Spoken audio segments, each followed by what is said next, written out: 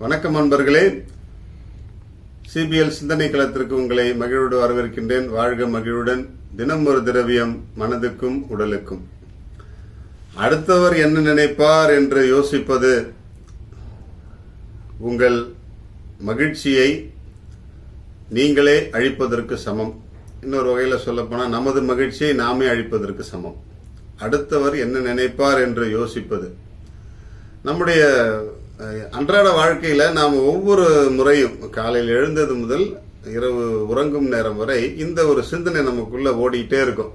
அடுத்தவங்க என்ன நினைப்பாங்க, அடுத்தவங்க என்ன நினைச்சிருவாங்களோ, நம்ம ஏதாவது செஞ்சோம்னா என்ன சொல்லுவாங்களோ, நம்ம வீட்டிலேயே நம்ம ஏதாவது செஞ்சோம்னா அப்பா என்ன சொல்வாரு, அம்மா என்ன நினைச்சுக்குவாங்க, தம்பி என்ன நினைச்சுக்குவான், இல்லை அக்கம் பக்கத்தில் இருக்கவங்களாம் என்ன நினைச்சுக்குவாங்க. இப்படியே யோசிச்சு யோசிச்சு யோசிச்சு நிறைய செயல்பாடுகளை, நிறைய விஷயங்களை நாம ஒதுக்கி விட்டுறோம் அல்லது புறந்தள்ளிடுறோம். வேண்டாம் அப்படின்னு சொல்லிட்டு ஒதுக்கி வச்சிடறோம். அது நம்முடைய தனிப்பட்ட வளர்ச்சியா இருக்கலாம், நம்முடைய குடும்ப வளர்ச்சியா இருக்கலாம், நம்முடைய பிள்ளைகளுடைய படிப்பாகவோ அல்லது நாம் சாப்பிடுற உணவாகவோ எதாகவோ இருக்கலாம். நம்ம வீட்டுக்கு ஒரு முன்னேற்றத்தையோ அல்லது மாற்றத்தையோ கொண்டு வரணும் அப்படின்னு நினைக்கும் பொழுது அடுத்தவங்க என்ன நினைப்பாங்க, நம்முடைய வருமானம் கொஞ்சம் அதிகமாகுது சூழ்நிலை ஏற்படும் பொழுது இது தெரிஞ்ச அடுத்தவங்க என்ன நினைப்பாங்க, நம்முடைய குடும்பத்தில் நல்லதோ அல்லது கெட்டதோ நடந்துச்சா இது தெரிஞ்சு அடுத்தவங்க என்ன நினைப்பாங்க.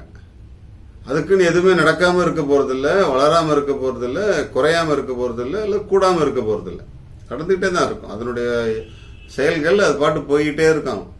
நிலவும் சூரியனும் தன்னை பற்றி இப்படி சிந்தித்துச்சுன்னா எப்பவுமே ஒளி கொடுக்க முடியுமா? கொஞ்சம் யோசிச்சு பார்ப்போமா? ஆறும் கடலும் இப்படி சிந்தித்து இருந்துச்சுன்னா ஓயாமல் ஓடிக்கொண்டே இருக்க முடியுமா? கொஞ்சம் யோசித்து பார்ப்போமே. அது போலத்தான் நம்முடைய வாழ்க்கையில நாம் மற்றவங்க என்ன நினைப்பாங்க அப்படின்னு நினைச்சிட்டு எதையாவது செய்ய ஆரம்பிக்கிறதுக்கோ அல்லது தொடங்குறதுக்கோ தயங்கணும் அப்படின்னு சொன்னா நம்மளால வெற்றி காணவே முடியாது. இப்போ தேர்வு சமயம் நம்முடைய பிள்ளைகளுக்கும் இதையே சொல்லிக் கொடுங்க. மற்றவங்க என்ன நினைக்கிறாங்க, மற்றவங்க என்ன படிக்கிறாங்க, மற்றவங்க எப்படி படிக்கிறாங்க, இதெல்லாம் நீ பத்தி யோசிக்காத. நீ படி, உன்னால முடியும் அப்படின்னு சொல்லிட்டு நம்பி படி. நீ நல்ல மார்க் வாங்கினா மற்றவங்களுடைய பார்வையில மதிப்பு மிக்கவனா இருப்பாய் அப்படின்னு சொல்லிட்டு சொல்லி கொடுப்போம். நம்முடைய வாழ்க்கையில், நம்முடைய குடும்பங்கள்லையும், நம்முடைய உறவுகள்லையும், நட்புகளையும், நம்முடைய தொழிலிலும் அடுத்தவங்க என்ன நினைப்பாங்க அப்படின்னு சொல்லிட்டு நாம செய்யக்கூடாது.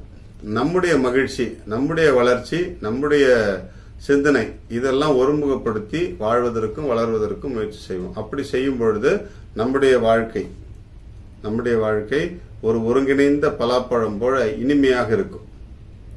வெளியே கரட முரடா இருந்தாலும் உள்ளுக்குள்ள அவ்வளவு ஒரு இனிமையான ஒரு பழமாக பலாப்பழம் இருக்குது இல்லையா? அதே போல அடுத்தவங்க என்ன நினைப்பாங்கன்னு நினைச்சிருச்சுன்னா பலாப்பழத்துக்குள்ள இருக்கிற இனிமை வெளியே தெரியாது. அதே போல மற்றவர்களுடைய சிந்தனைக்கு நம்முடைய கவனத்தை செலுத்தாமல் நம்முடைய வளர்ச்சியை, மகிழ்ச்சியை நோக்கி நம்முடைய கவனத்தை செலுத்துவோம். நாமும் மகிழ்வோம், மற்றவரையும் மகிழ்விப்போம். வாழ்க மகிழ்வுடன். இன்றைக்கும் பலாப்பழம் தான். பலாப்பழம் உடனடி ஆற்றல் தரக்கூடிய ஒரு உணவுப் பொருள், ஒரு நல்ல பழம். அது சாப்பிட்ட உடனே உடனடியாக நமக்கு எனர்ஜி கிடைக்கும். அந்த சுக்ரோஸ், குளுக்கோஸ் நிறைய இருக்கிறதுனால இன்ஸ்டன்ட் எனர்ஜி நமக்கு நிறைய கிடைக்கும். அதே போல நம்முடைய நீரிழிவு நோயாளிகள் இருக்காங்க இல்லையா, சுகர் பேஷண்ட்ஸ் இருக்காங்க, டயபெட்டிக் பேஷண்ட்ஸ், அவங்களுக்கு பயம் இருக்கும். பலாப்பழத்தை அதிகமாக சாப்பிட்றது ஆபத்து அப்படின்ட்டு.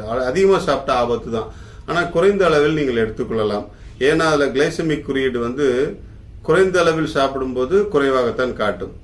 அதிகமாக சாப்பிட்டா தான் ஆபத்து. அதே போல நம்முடைய எல்லா விதமான ஏற்கனவே சொன்னது போல நோய்களுக்கும் ஒரு எதிர்ப்பு சக்தியை பலாப்பழம் கொடுத்து கொண்டே இருக்கிறது. அதே போல நம்முடைய வாழ்க்கையில் நடக்கக்கூடிய எல்லா விதமான சிக்கல்களுக்கும் உள்ளே ஒரு இனிப்பு இருக்கும். பலாப்பழத்துக்குள்ள எப்படி சிக்கல் போன்ற ஒரு அமைப்பு, அது உள்ள ஒரு இனிப்பு இருக்குது. அதே போல இதை நாம் ஏற்றுக்கொள்வோம்.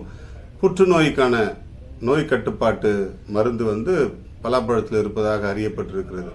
எனவே இது போன்ற நல்ல விஷயங்களை பலாப்பழத்திலிருந்து நாம் கற்றுக்கொள்வோம். இனிமையாக பழகுவோம், இனிமையாக சுவைப்போம். வாழ்க மகிழ்வுடன்.